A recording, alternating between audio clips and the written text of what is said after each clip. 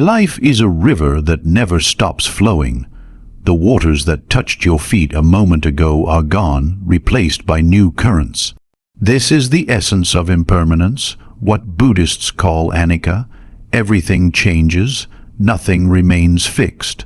Not the sunrise, not the seasons, not even the people we love or the hardships we fear. When we suffer, it often feels permanent.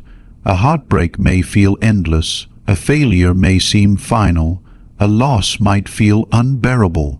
But if you look closely, you'll see that all experiences, pleasant or painful, pass through us like clouds drifting across the sky.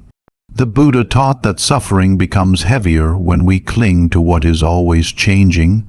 Human beings crave stability. We want relationships to last forever, health to remain perfect, and happiness to be permanent. But reality doesn't work this way. The problem is not that things change. The problem is that we resist change. Think about the times you suffered most. Wasn't it because you wanted something to stay the same? A loved one you didn't want to lose? A success you wanted to last forever?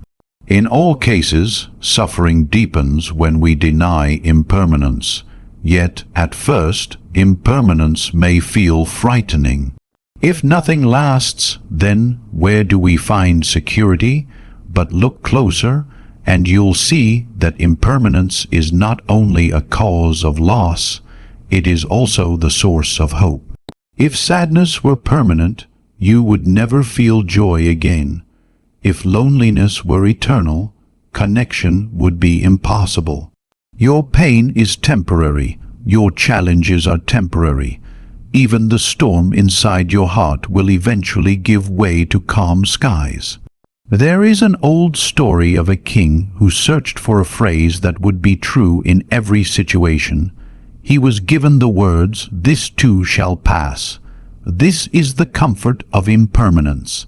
It promises you that nothing stays the same and that healing is always possible. The first step to peace is to accept this truth. Each day, notice small changes. The way the sky shifts its colors, the way your mood rises and falls. When you catch yourself trying to hold on, gently remind yourself, this too is impermanent. Let go, not by force, but by understanding reality as it is.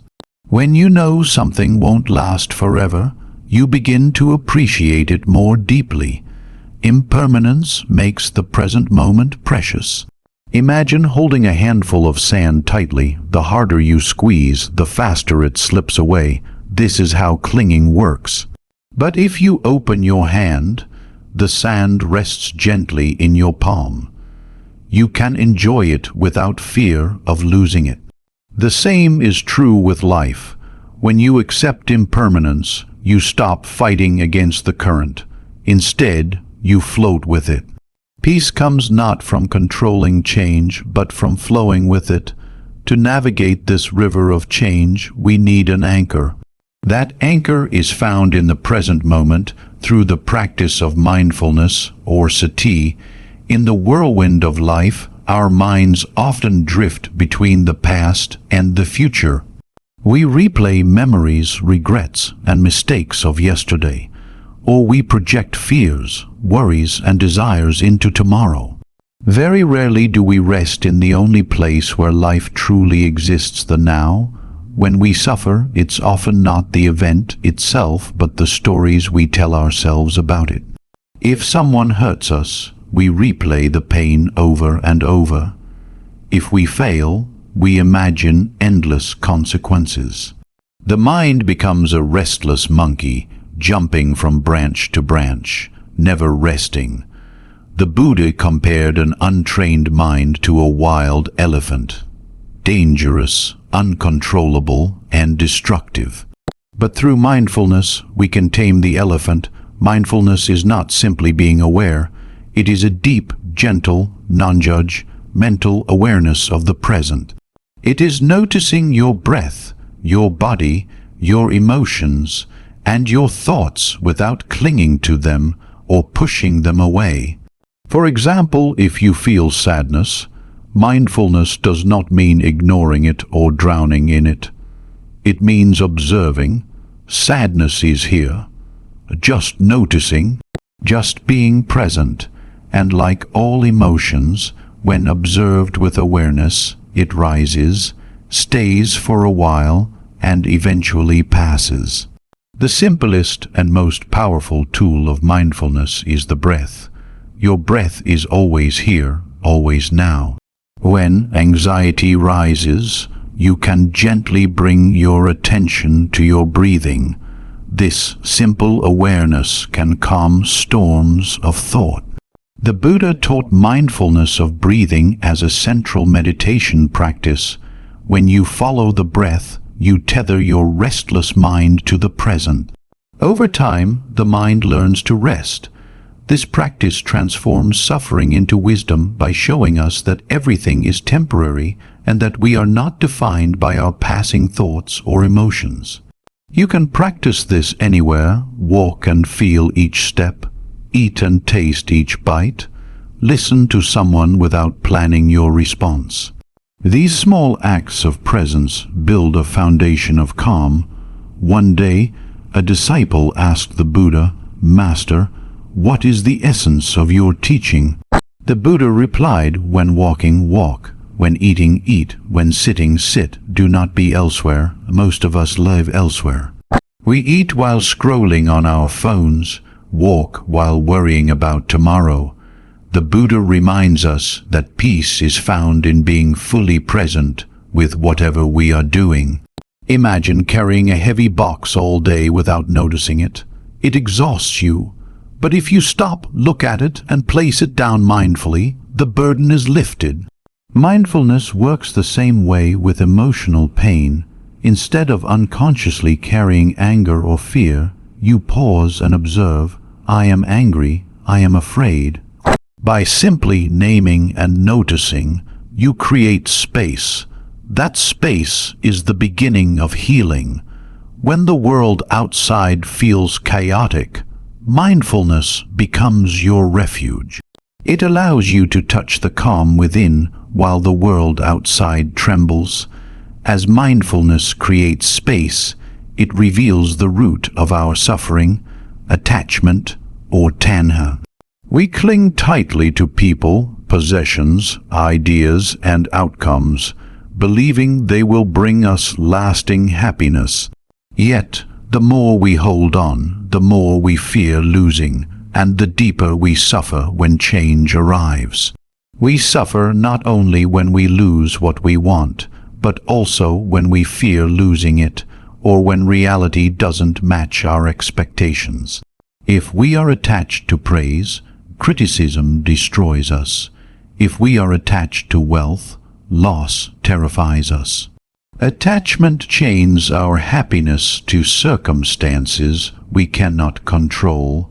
We often operate under the illusion of control.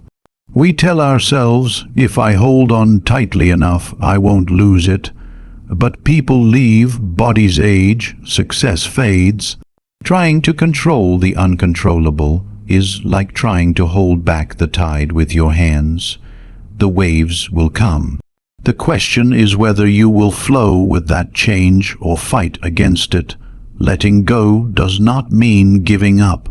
It does not mean you stop loving or caring. It means you engage fully with life without being enslaved by it. You love someone deeply, but you don't cling to them as the sole source of your happiness. You pursue goals passionately, but you don't collapse if outcomes shift. The Buddha told a parable of a man who built a raft to cross a river. After using it, he wondered if he should carry it on his journey.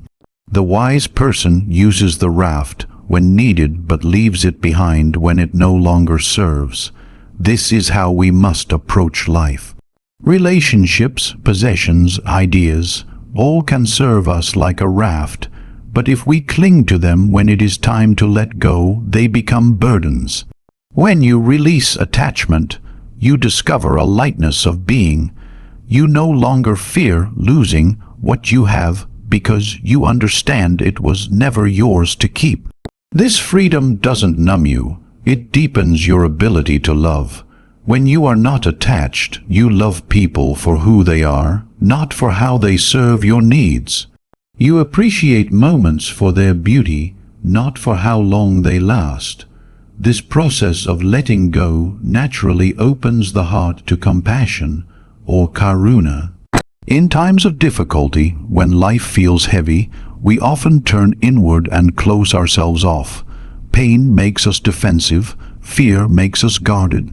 Yet the Buddha taught that one of the most powerful ways to ease suffering is through compassion. Compassion is not weakness, it is courage. It is the ability to open the heart in the midst of pain and say, "May I be free from suffering, may others be free from suffering." It is a response of kindness, not judgment. But compassion must begin with yourself. In difficult times, many people become their own harshest critics. They punish themselves for mistakes and drown in guilt. This self-judgment only deepens suffering.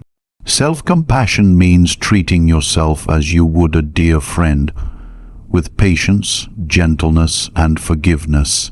It is acknowledging, I am human, I make mistakes, I suffer, and I deserve kindness. When you practice compassion toward yourself, you stop pouring salt into your own wounds.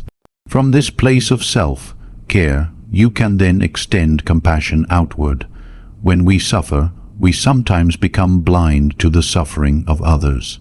We think, my pain is greater, but compassion reminds us that suffering is universal.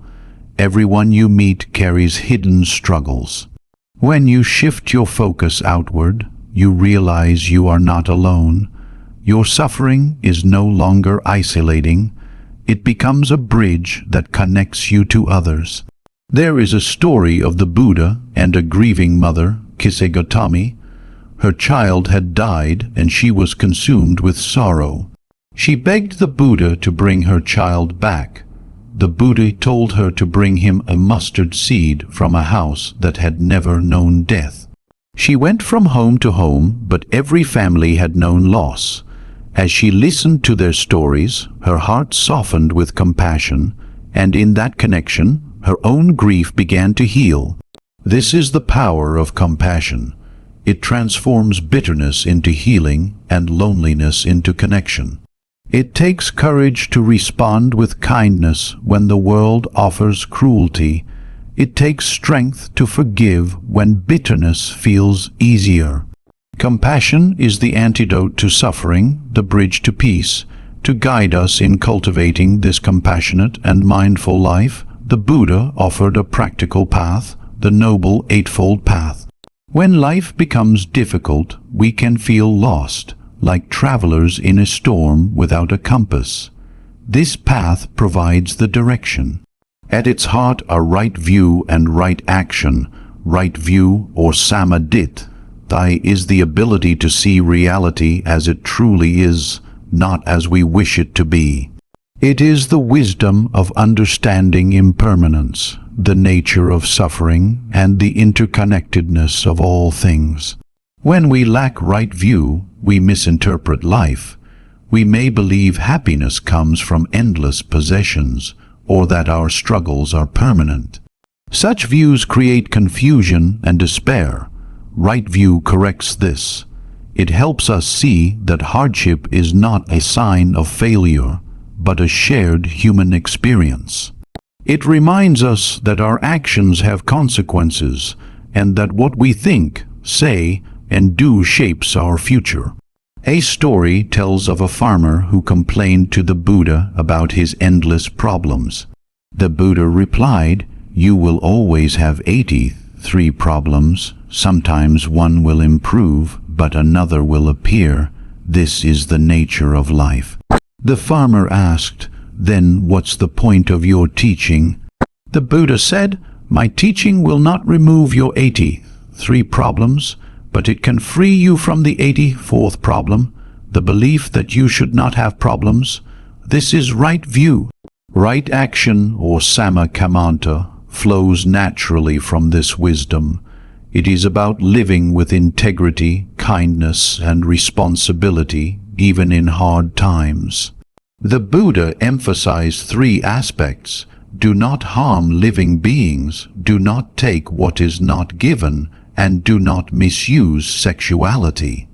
In times of hardship, fear may tempt us to act in harmful ways, but right action protects our peace of mind.